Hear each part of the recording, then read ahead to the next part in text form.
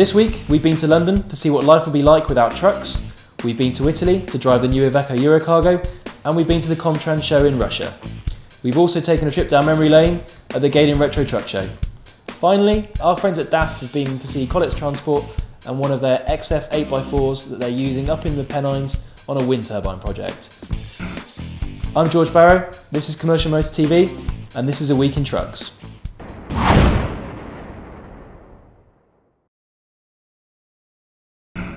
In recent years, there's been a real backlash against trucks coming into our cities. London in particular has had a wave of pro-cycling and safety campaigners lobbying the politicians to get trucks banned during rush hour. But without them, there'd be no food on the shelves. Boris Johnson's had some pretty bonkers ideas. I think the cycle superhighway in the sky, was that one of his? Maybe it wasn't, but even he knows that without the trucks, nothing will get delivered. But what if one of the Queen's corgis was squashed by a truck? They'd be banned. The public would be outraged.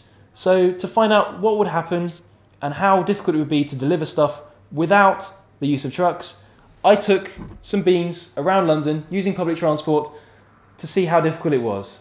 Trust me, it wasn't easy. Have a look. I can't remember whose idea it was to dress me up like that, but they're off the Christmas card list. Funny looks aside, getting on and off the buses or onto the tube was a bit of a nightmare, and just look how little I could carry. These puny muscles are no replacement for a truck, I can tell you. But even a load of vans wouldn't be any good. It would take 27 of them to do the job of one urban Arctic. You can read the full story in this week's Commercial Motor and find out just how badly off we would be. Right, on to cheerier things. Although changes to driving licences have had a fairly negative impact on the 7.5 tonne sector, it's still an incredibly important and buoyant market.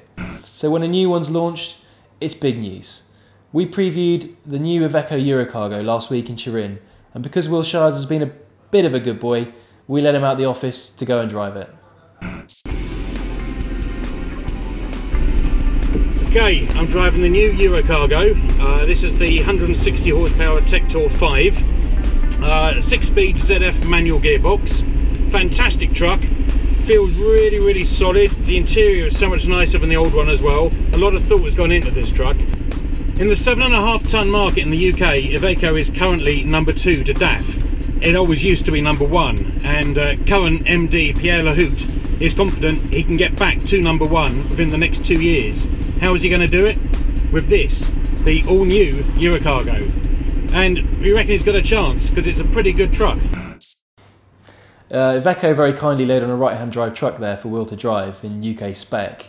Of course, the only problem with that was it was the basic one with no air conditioning. He looked pretty hot, doesn't he? Yeah. Oh well, doesn't look too bad because his co-driver seems to be pretty happy with it, so never mind. The new Iveco has actually got a different appearance from the front, as you can see. There's a changed interior and new engine tweaks, which they say leads to 8% better fuel economy compared to the outgoing one. So from the new to the old. We went to the Retro Truck Show at the Gaydon Motor Museum and saw hundreds of trucks lining up in a field. It's a change to the usual enthusiast truck show, as it's not quite vintage trucks and you won't find lots of airbrushing and chrome either. They're the sort of trucks that you probably grew up with, which is why so many people have restored them and now drive them to and from the event. We're not talking fields of Volvo F16s and Scania 141s.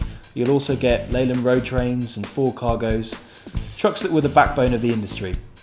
There's no prize for the shiniest truck either. It's a social gathering and a chance to see some of the run-of-the-mill trucks as you remember them. So, to Russia, and the subject of Putin on a good show. Who writes this?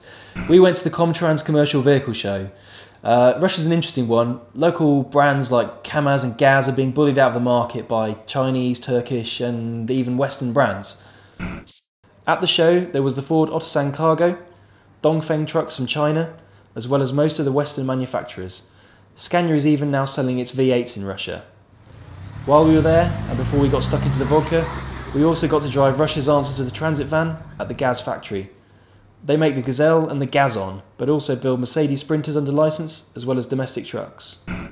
Finally, we're back to good old Blighty, where our friends at DAF have been to see Collets Transport and one of their XF 8x4s that they're using up in the Pennines on a wind turbine project. You can watch a short video about that after we're done here, which is right now. So thanks for watching.